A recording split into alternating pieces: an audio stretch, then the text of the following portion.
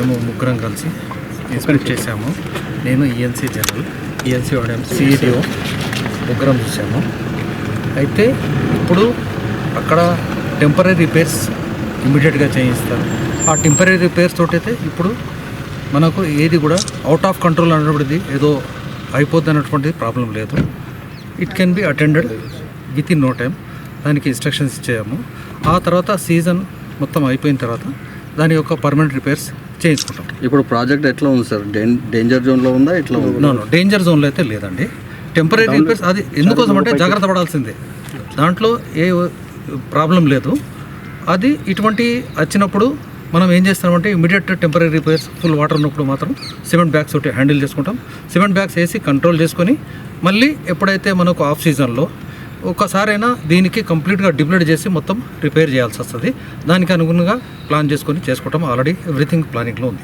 ఇప్పటికి 2 సార్లు నివేదిక ఇచ్చేస్తారు ప్రభుత్వం. ఇప్పుడు అందరూ ఇప్పుడు ఏంటిదంటే ఇచ్చినా కానీ అవి ఉండే డెఫినెట్గా ఇప్పుడు ప్రాసెస్ టేకప్ చేసుకుంటాం. మరమ్మతులకు ఏమైనా నిధులు మంజూరైనా సార్? టెంపరీ ఎప్పటికైనా పవర్స్ ఉన్నాయండి, వీళ్ళకు ఆల్రెడీ ఉన్నాయి.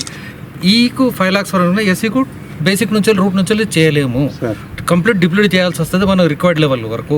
ఎక్కడి అయితే డ్యామేజ్ ఉందో అక్కడి శాండ్, మెటల్, రివెట్మెంట్, ఆ ఇన్వర్టెడ్ ఫిల్టర్స్తో సహా మొత్తం సెట్ చేసుకుంటే కానీ పర్మనెంట్ రిపేర్స్ కావు. ఆ మాత్రం కంపల్సరీ అండి. అయితే ఇప్పుడు ఫుల్ డ్యామ్ ఉన్నాగా ఏం చేయలేము, ఇప్పుడైతే కుదరదు. ఎంత టెక్నాలజీ అయినా కానీ డిప్లీట్ లెవెల్ వరకు చేయందే మాత్రము రిపేర్ చేయలేరు. Dam safety will perfectly go through.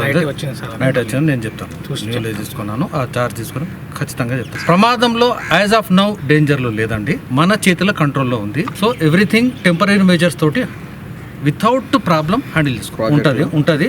అయితే దాని ప్రకారంగా ఇన్ఫ్లోస్ దాని ప్రకారంగా ఎండబ్ల్యూఎల్ వచ్చిన దాని ప్రకారంగా ఎంత డిశ్చార్జ్ వస్తుంది, దాని ప్రకారంగా అవుట్ఫ్లో కూడా ఎంత ఇచ్చుకోవాలనో ఆ మాన్యువల్లో ఉంటుంది.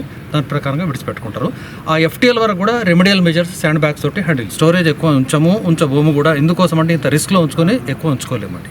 అవునవును అటువంటిది. ఎందుకంటే మేము ఉంచుకోము, ఇక ఎఫ్ఎల్ పర్మిటెడ్ కంటే ఉంచుకోము, అందులో ప్రసక్తే లేదు. రౌండ్ ది క్లాక్ మన వాళ్ళు స్టాఫ్ ఉంటారు. Hi everybody, this is Kiriti Damaraju. Like, share and subscribe to Saira TV.